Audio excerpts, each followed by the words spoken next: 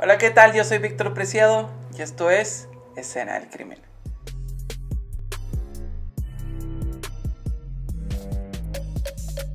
Donde exponemos casos reales y ficticios, no tan alejados de la realidad, y tocamos temas de interés social para nuestros audioscucha y espectadores en busca de la verdad. ¿Qué tal? ¿Cómo están todos ustedes? Estamos de vuelta aquí con un nuevo formato. Si se están dando cuenta, ya no está mi compañera conmigo, pero ella va a estar creando contenido en nuestra página de Facebook, tanto en YouTube, Facebook, Instagram. Conforme vaya pasando los días, ya nos vamos a ir acomodando. Y pues básicamente ella se va a encargar del área jurídica. Aquí nosotros nos vamos a encargar de contarles historias muy perturbadoras y sangrientas. No mames, qué asco. Y en este caso les traigo el caso de Jorge Pellegrini. ¿Quién es Jorge Pellegrini?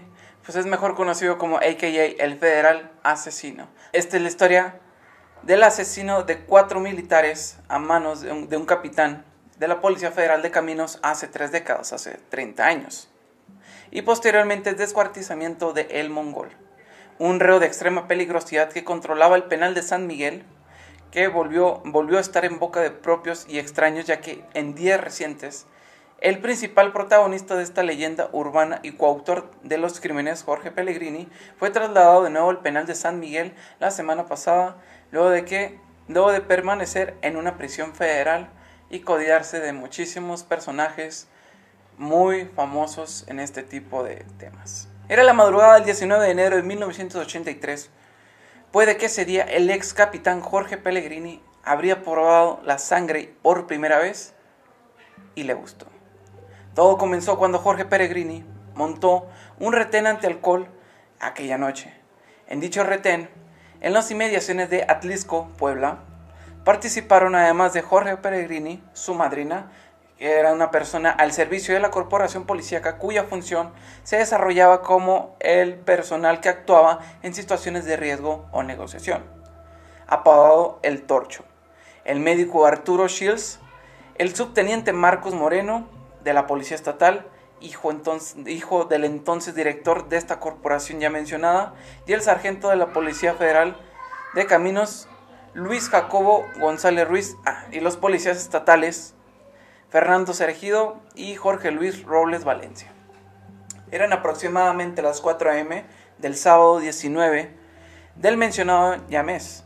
El Torcho le marcó el alto a un vehículo Valiant tipo Volare, color azul, con placas CUX 128 provenientes del estado del Distrito Federal, en el que viajaban los militares el teniente Gerardo Enríquez Sánchez Rosas y los subtenientes Roberto Sánchez Pu, Sergio Eribes Apodaca y Ángel Castillo López, los cuales habían sido enviados a cumplir una comisión a San Lucas Colocán, en la región de Izúcar de Matamoros. Se sabe que los militares terminaron en un bar en Atlisco, en donde se embriagaron, se pasaron un buen rato, y al ellos agarrar el camino, cuando la madrina en dicho retén antialcohol les marcó el alto, uno de los militares, por gajes del destino, por reflejos, llevó a su mano al interior de sus ropas. No se supo si para sacar la identificación o para desenfundar la pistola. Lo cierto es que el Torcho no quiso adivinar y metió 2 impactos de bala al catrense, que iba vestido de civil en ese entonces. Uno en el pecho y otro en el hombro. Los otros 3 hombres fueron bajados y golpeados del vehículo por los policías federales de Caminos y por los estatales. Momentos después de los golpes, uno de ellos balbuceó y alcanzó a identificarse como un militar. Después de eso, el capitán Pellegrini y el Torcho planearon desaparecerlos para evitarse problemas por lo que había ocurrido, porque obviamente estaba metido con un personal militar. Entonces pues estamos hablando de diferentes rangos, de diferentes corporaciones, los cuales pues cada uno tiene sus pros y sus contras, pero al final de cuentas uno tiene más poder que el otro. Entonces decidieron llevar al Valiant hasta las cumbres de Acutzingo, donde mataron al resto de los militares, los cuales le inyectaron una solución de cloruro de potasio que según el médico que los acompañaba, les causaría un infarto. Pero 2 de ellos no morirían por esta solución, y por ello tuvieron que estrangularlos. Luego, rociaron el auto y lo lanzaron a una barranca de 100 metros de profundidad, para que ellos, en cierta manera, hicieran parecer que básicamente había sido un accidente. En donde, pues, después de rociarlo y de lanzarlo, los cuerpos, por obvias y muy obvias razones, quedaron calcinados. Días después, el 22 de enero, se encontró el vehículo, y aunque se pensó que efectivamente, como habían planeado estos actores, había sido un penoso accidente, aquí hay un dato muy importante. La necropsia a los cuerpos arrojó que uno de ellos había sido asesinado de 2 disparos, lo cual alertó a las autoridades, y pues descartaron el hecho de que había sido un culposo accidente. El dictamen por parte del médico y unas fotografías que les hicieron llegar, que 2 días después de la necropsia llegaron a manos de los militares de la 25 zona militar, incriminaron a los policías estatales, ya que en ellas se veían a los militares recibiendo una golpiza, y en la imagen se apreciaba la unidad oficial. Una vez que los militares entrevistaron a los policías estatales Fernando Ceregio Moreno y José Luis Robles, estos terminaron por confesar lo ocurrido. Solo horas después fueron detenidos el resto de los cómplices, a excepción del Torcho, que escapó desde el primer momento, así como Marcos Moreno, quien se entregó días después ante la presión que sufría su padre, el sargento de la Policía Federal de Caminos. Luis Jacobo González Ruiz también escapó en su primer momento. En el caso de Pellegrini, por su condición de agente federal, su caso fue turnado ante las autoridades de la Procuraduría General de la República, en ese entonces la PGR. En tanto, el resto de inculpados quedaron procesados por el juez primero del Distrito de Puebla. Tras tomarle sus declaraciones preparatorias, trataron de negar lo ocurrido, y luego de caer en contradicciones y de no poder sustentar su historia de una manera tan firme, finalmente confesaron paso a paso y a lujo de detalle lo que en realidad había ocurrido. Después de esto, Pellegrini fue básicamente trasladado a una prisión federal, obviamente por su cargo y por el tipo de delito que había cometido. Aquí es donde entra otra historia. Aquí no se terminan los asesinatos del ex comandante Pellegrini. No pasó ni un minuto, güey. O sea, no mames, espérate. La historia de Pellegrini siguió en la cárcel con un personaje muy emblemático y con un caso que también agregó a su lista de asesinatos. Y en este caso vamos a hablar de El Mongol. El Mongol. Imagínense cómo estaría el Mongol para que lo apodaran el Mongol. El mongolito. El Mongolito. Dar una versión exacta de lo que pasó aquel día es complicado. Lo único seguro es que Alejandro Miguel Morales Enríquez, a.k.a. el Mongol, ya no existe. No quedó ni rastro. No era un recluso más, no era común y corriente. Era corriente, pero no era común. Tenía el control del penal. Ojo, esto es algo que en México pasa muy seguido y que hasta la actualidad sigue sucediendo. Era el padrón. Era el chido de ahí del penal. Él tenía el control básicamente de todo, con todo lo que ello significaba. El decir que se vende y que compras. El decir que se puede recibir visitas o quien no puede recibir visitas. O ser parte de las mochadas. O sea, él controlaba básicamente todo el territorio. Todo eso, como es sabio, genera envidias, por así decirlo, ¿verdad? Pero el Mongol era muy fuerte y Jorge Pellegrini iba a necesitar ayuda para hacerse del mando del penal. Ojo. La encontró en el multihomicida Florentino Fajardo.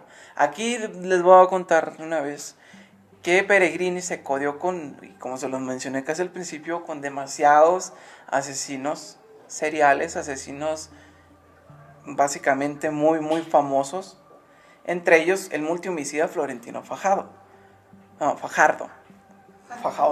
Imagínate, yo creo que estaba fajado el vato, Fajardo.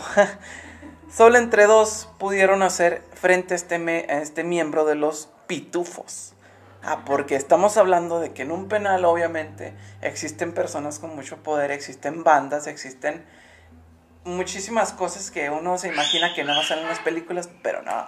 ¿Pitufos por pitudos o por qué? Pitufos. Yo creo por enanos y azules. Porque estaban muy negros y se veían azules casi.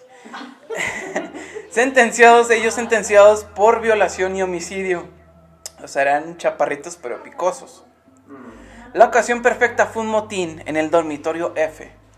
Ese revoltijo entre custodios y presos le dio valor para chingarse al mero mero, como se dice aquí en México. Al capo. Al capo, al perrón, al capi. Algunos dijeron que Fajardo le arrancó el corazón al mongolo. Esto es lo que cuentan, esto se convirtió básicamente en una leyenda urbana. ¿Por qué? Porque las autoridades obviamente no iban a revelar las cosas. Como siempre, los medios de comunicación aquí en México no pueden ser tan explícitos como el Órale que chiquito.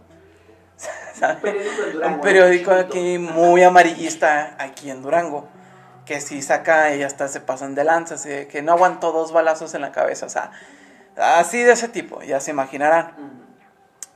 Entonces, nos quedamos en revoltijo.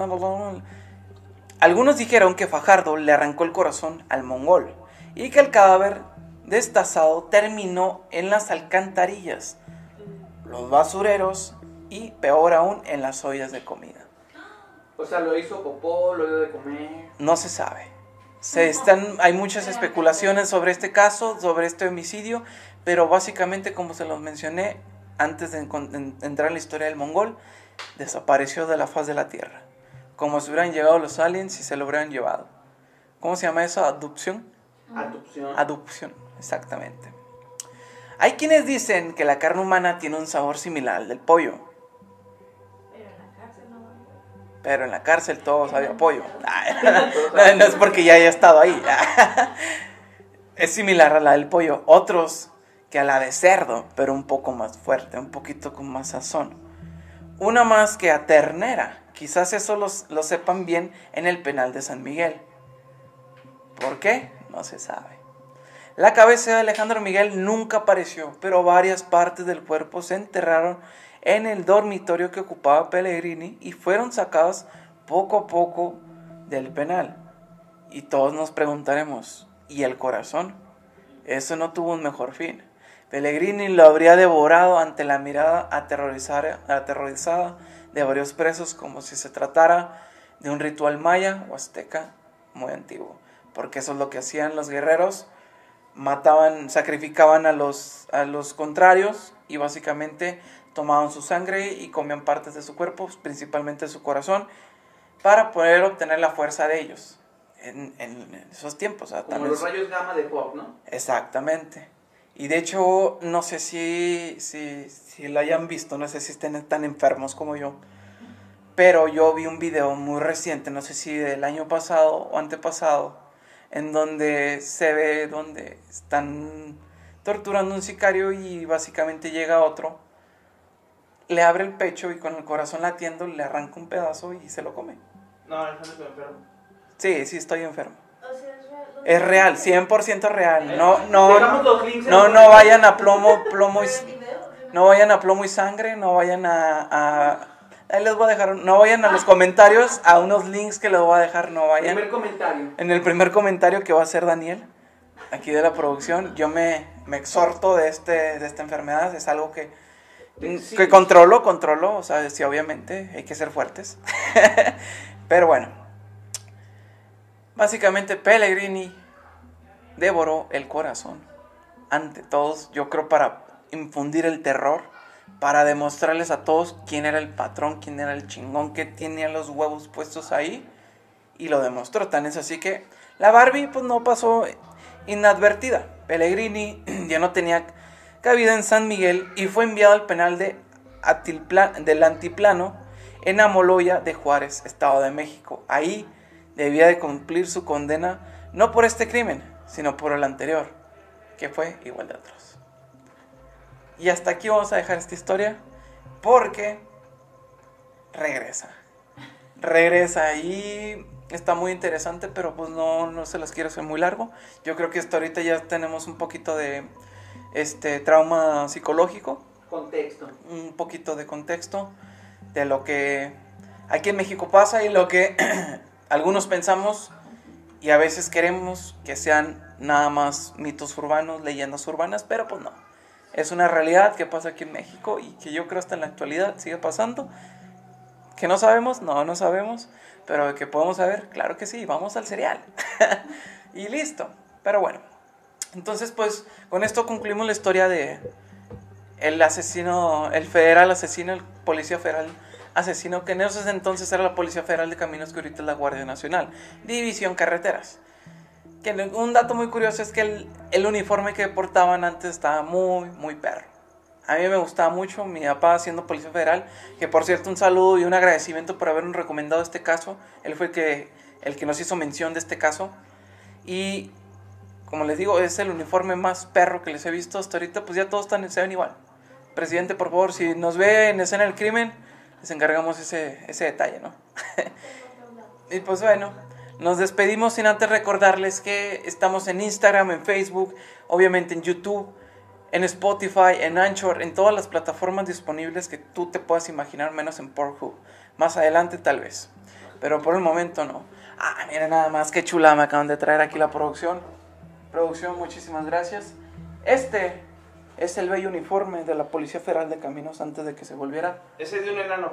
Esto se lo va a poner al Vico. Era de un enano, se lo robamos. Sí, era de la banda Los Pitufos. Vean nada más, qué chulada. Pantalón café, playerita verde. Miren nada más. Preciosura. Y pues te queda, esto, ¿no? ¿a mí? Pues sí me queda, güey. No me cierra, pero sí me queda. Pero pues bueno, les recordamos que se suscriban a nuestro canal y que activen para que estén al pendiente de todos nuestros videos nuevos y todo nuestro contenido que tenemos por ustedes. No se les olvide que también Elisa no desapareció. Elisa básicamente no fue expulsada, no fue el rival más débil. Básicamente yo creo que tiene la capacidad para poder abrir una sección para ella misma y que puedan ustedes resolver las dudas del lado jurídico más exactamente, más prudentemente y pues tener más interacción con ese tipo de temas. Ya que aquí, de mi parte, yo le voy a traer este tipo de casos y este tipo de perturbaciones psicológicas. No los voy a dejar dormir un rato o los voy a dejar a su imaginación, pero pues bueno, entonces pues sin más preámbulo, yo soy Víctor Preciado y esto fue Escena del Crimen.